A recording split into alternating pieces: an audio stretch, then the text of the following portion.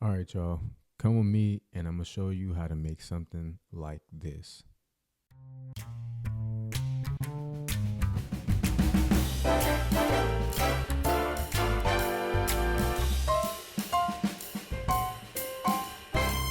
All right, y'all, so I wouldn't say super proficient in Adobe After Effects, but I like to use Adobe After Effects because I learned a lot just YouTube and stuff, Googling things, and I kind of learned how to use the software pretty well. Now, we're going to start off making this visual by grabbing an image from pixabay.com. It's like a royalty free website. You go to the search bar, type in whatever image you want to. Here, I'm going to search old paper, and then this is the image that I find. I ultimately download this at 1920 by 1080. That way, if I rotate it 90 degrees, it's not going to look crazy. Come over here, I grab this download file, and I take it back to After Effects. But that paper looks pretty good so far. All right, so once I got everything I need for this project, I come in here and create a new composition. I want it to be 1080 by 1920 because we want it to look like a sheet of paper, like I mentioned before. Then I name it classified document. That way I know exactly what's in this composition, which is this image. Now take the image, place it in here, rotate it 90 degrees. That way it fits. And then I'll just space it out. I kind of don't want these brown spots on here. I don't want them to be like the focal point of the paper. So I go in there and adjust it. I also take an Illumetri color grade effect. Come in here, adjust it, it'll look like a regular sheet of paper. And what you'll see here coming up is this image. It looks a lot more even.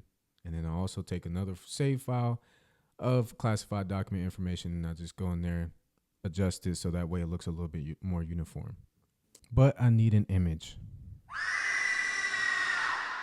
Now that I have that image in here, I go in there, size it up, change the settings, make sure it blends and kind of conforms to the paper and doesn't look like it stands out entirely. I used the video for that original one. I just threw in a picture because I didn't feel like recording that.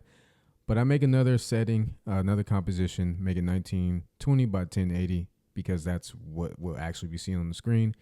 I take that composition that I created with the image itself, and you see how it's smaller. I now got to come underneath here, scale it up, and I want to scale it up a little bit bigger than the page as well. That way I'm able to like turn it and do all these different things. Once I got it to where I like it, I come in here and create a camera. I make sure that focal length is at 100 and I check the enable depth of field. Once I come here, I can't remember which options to select at first, but I know exactly what tools to use. And as you can see here, I'm using the camera to kind of turn the image. That way, like you guys can see the turn and then the stuff like that. Once I'm done with that, I come underneath the settings and I go to transform. I pretty much select all the keyframes and then I go ahead in the frame and then I turn it and then it ultimately changes the position keyframe. So I know exactly which one needs to move and which ones don't. And then I come in here, create more keyframes, blah, blah, blah, adjust it, do all these different fine adjustments. That way, like whenever the screen is moving, you'll see the document moving with it as well.